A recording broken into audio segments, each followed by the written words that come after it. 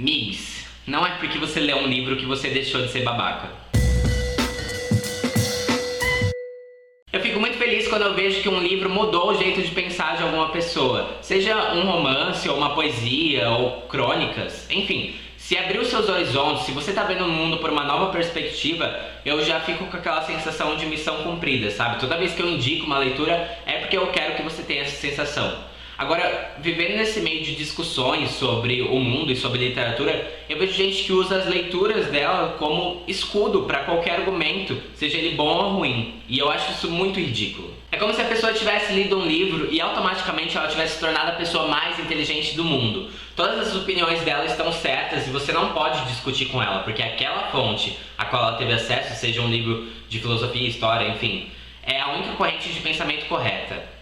E é engraçado porque essas mesmas pessoas que são muito fechadas para opiniões de outras pessoas ficam criticando religiosos porque eles usam a Bíblia, porque eles são muito fechados, como se a lógica do negócio não fosse a mesma. Infelizmente, não basta ser leitor para você se tornar um gênio. Exige pensamento, exige exercício, sabe? Você contextualizar o que você está lendo. E aí as pessoas ficam presas nessa falácia de autoridade que é muito feia. As pessoas ficam tipo, Machado disse isso, quem é você para dizer alguma coisa? Machado rainha, você nadinha. Esse pensamento parte de um pressuposto muito errado de que tudo que o Machado, ou o pensador em questão, disse na vida foi esplêndido, como se ele nunca tivesse errado e como se ele fosse especialista em todos os assuntos do universo. Gente, isso é impossível, exceto o Leonardo da Vinci, né, que era maravilhoso. A gente tem um jeito muito passivo de aprender as coisas hoje em dia. Mesmo na escola, os alunos ficam 5 horas por dia ouvindo vários professores falando, e isso acontece 5 vezes por semana durante o ano inteiro. Então, a única maneira que a gente tem de sobreviver a tudo isso é ir absorvendo, sem parar para perguntar, porque senão não dá tempo, você não consegue, é humanamente impossível você tentar decifrar todas as suas dúvidas de todas as matérias, não dá para ser bom em tudo. E aí o que acontece é que mesmo quando você está num livro que você pode parar, você pode ficar olhando para o nada pensando no que você está lendo, você pode grifar, você pode fazer anotação, enfim, fazer o que você quiser, você segue o mesmo modelinho de o que o livro está falando, e você vai ouvindo e só absorvendo, sem se perguntar se aquilo está certo, está de acordo com o que você vive. E isso é muito perigoso. Eu até separei um livro para vocês que é do Descartes, que é um filósofo, se chama O Discurso do Método, e nesse livro ele vai falar sobre a busca obrigatória de todos os filósofos sobre a verdade, né? De você não aceitar o que as outras pessoas dizem para você e tipo, ok, deve ser isso mesmo. Sabe, não seja preguiçoso com a sua cabeça, pense. E aí ele fala que por mais que ele fosse um bom aluno na universidade, por mais que ele já tivesse lido a maioria dos livros da biblioteca, quem garantia que o que aquelas pessoas estavam falando era a mesma verdade e era a visão com a qual ele concordava. Ele falava assim, não, a gente tem que ir atrás das coisas, sempre tem mais para se descobrir.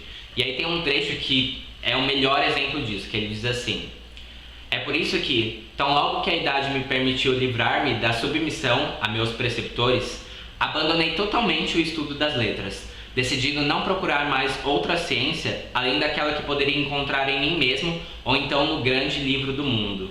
Aproveitei o resto de minha juventude para viajar, para ver cortes e exércitos, para frequentar pessoas de diferentes índoles e condições, para recolher variadas experiências, para pôr à prova a mim mesmo nos encontros que o destino me oferecia e por toda parte para refletir sobre as coisas que se apresentavam diante de mim, a fim de que eu pudesse tirar algum proveito delas, ou seja, tirar as suas próprias conclusões das coisas. Eu não estou dizendo que você tem que largar a sua escola, a sua faculdade, as suas leituras, até porque se eu tomasse a opinião desse livro como verdade absoluta, eu estaria indo contra tudo aquilo que eu estou falando nesse vídeo. Mas o que eu estou dizendo é que existe muito mais. Dentro da literatura existem vários pontos de vista, dentro da filosofia, dentro das análises históricas e no mundo também. O mundo está aí com uma infinidade de possibilidades de pessoas, de todos os tipos, de todos os credos. E você tem que conhecer isso, sabe? Não se limite em ler uma coisa só e achar que você é o dono absoluto da verdade, porque a humildade é muito importante para você aprender as coisas. Então quando você lê um livro e você achar que você virou o dono da verdade, que você é o próximo Einstein, o próximo Nietzsche, eu quero que você faça aquele exercício bem conhecido. Você imagina uma bola bem na linha dos seus olhos e você pega e você abaixa ela. Sempre funciona. E é isso, pessoal. O vídeo de hoje é para falar para vocês não serem passivos com o seu conhecimento e com as suas leituras e com a sua vida, sabe? Aproveitem, questionem, critiquem, façam e aconteçam, é isso que eu quero de vocês. Eu espero que você tenha gostado desse vídeo, dê um joinha, se inscreva no canal, porque aqui no Cabine Literária a gente tem literatura com personalidade. A gente se vê terça que vem. Um beijo. Antes que eu esqueça, eu vou responder alguns comentários do vídeo da semana passada, que foi sobre a família tradicional brasileira. A Leila falou assim: família tradicional brasileira ultimamente. O pai com a mãe e mais 2 amantes, a mãe deprimida, ou vice-versa, e 2 filhos revoltados. Muito mais uma família feliz a uma família tradicional. Concordo, Leila, muito obrigado. E eu não sabia que a família estava assim não, gente, que horror. O Thiago Vieira falou assim: parabéns, meu querido. Ao que parece, você é muito jovem, mas seus pensamentos e ideais vão além de sua fisionomia. Muito obrigado, Thiago, te amo, diga isso em todos os vídeos. Relatou o meu pensamento em toda a íntegra desse pequeno vídeo. Infelizmente, vivemos em um mundo egocêntrico e de pouquíssima cultura. Ah, mas a gente vai batalhando, né, dia após dia. E o último comentário foi do Fernando Lameu, que falou assim: kkk, já começou indicando Engels, típico. Eu não indiquei Engels, eu indiquei Engels, que é outro cara, na verdade esse daí é Hegel, sem S. Mas enfim, é bem típico, eu sempre indico boas leituras pra vocês porque eu sou legal.